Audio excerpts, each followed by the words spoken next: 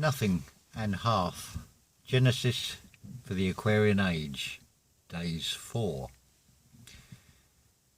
This is a two-part video. The first half is purely audio, as there is nothing to see. The second half will be a practical demonstration with some music. So we'll begin with part 1. Beautiful music. This part is more a practical one for you to think of this as the learning and growing phase, the rehearsal before you step up onto the podium. So let us begin. We begin as a medium to practice. Our intent here is to master the orchestra and convey the spirit in performing through our conducting. This is all about feeling an energy flow. So ideally, you would be best to be barefoot and eyes closed, outside in nature. But obviously this is purely the rehearsal. Re-hears all. The guidance was again the Bruckner 4th Symphony, in the 4th movement. This symphony is in the key of E-flat major, entitled The Romantic. So, 4th Daze, 4th Symphony, 4th movement, the finale. That's E. This is the key. This is E for energy, and it's flat and it's major. So we are flattening the curve, you could say. Earth being the base, and this being a major shift of energy into creating. 3 4s, so that is your 12, while you, the risen one, on the podium. So named the Romantic by Bruckner himself. And as I've explained previously, the middle symphony, if you take the chronology in linear order. So we are on the middle ground in balance.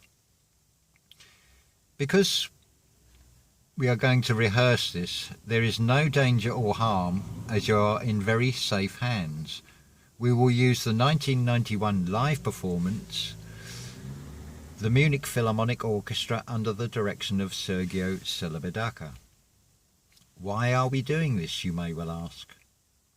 This is so you can get an idea and feel for this. You may even develop a taste for this. This is purely for pleasure and not limited to this particular piece of music. Rather, it is just to illustrate. So you may take the principle of this and apply it to any music if you so desire. The choice is yours. And you can say you are the principal conductor, so to speak, and so we will, that's S-O-W, planting new seeds in the mind. Bewegt doch nicht so schnell is the composer's instruction subtitle to this 4th Symphony finale. In English, this translates to agitated, but not too fast. Here is then the beautiful part to this. What we're about to do here is entirely flexible. That is to say, there is no limitations to this. As I have said, the choice of music is yours, and this piece of a Bruckner symphony is purely for you to get acquainted with this practice and technique. I might add here also that you can do this sitting down, you can do this lying down, you can do this standing up.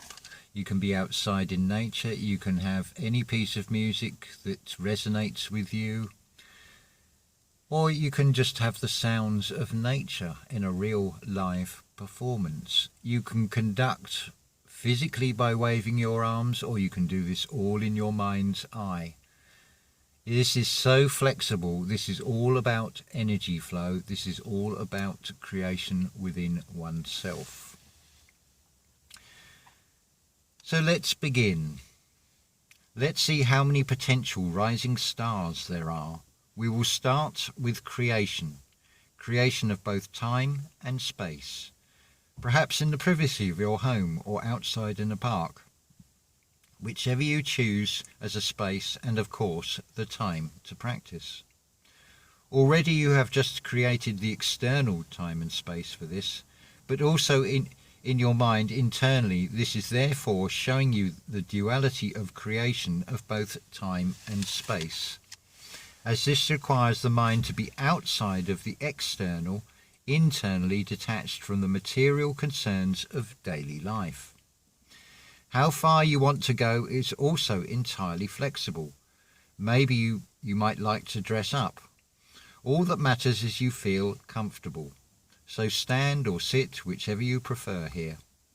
Personally, I like to stand, and if the mood and feeling transports you, go with that flow. Your podium is only limited by your mind and the external space you have created.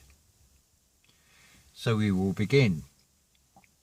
From silence, the music begins. You can use any device here, a cell phone, video player or computer. One word of caution here. This is your first time and do you know how far this music may carry you? Therefore ensure you have no objects that may get knocked over or broken. That is if you decide to fully go into this and conduct and start waving your arms. Press play and so it begins. We begin from the silence with an ostinato, that is a repeated theme in the strings. The recording selected for the performance of the entire Fourth Symphony has the timestamp of 51 minutes and 30 seconds for the start of this finale. Another of those number sequences, that is 5 + 1 + 3 = 9, completion. Observe Sergio Celibidache's conducting on the video. His gestures and facial expressions, something the live audience cannot see. We can see this from our perspective. This communication is just like our thoughts and feelings internally, our orchestra being the body that conveys the communications to the external realms. From this opening ostinato, we have a developing crescendo that is held under control as the winds build the tension to a beautifully crafted fanfare, and that's at the timestamp of 53 minutes. This then slows and fades to the background of swirling string sounds punctuated by woodwind dialogue before the next wave, an ascending statement with a brass. Listen carefully to what the rest of the orchestra is doing. This is your awareness as the conductor. Emerging out of this is a reminder of the opening horn call that begins this entire symphony at 54 minutes and 27 seconds. This repeats and falls away to silence in a sustained note in the brass.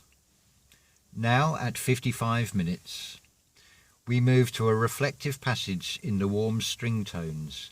This is then echoed by the woodwind.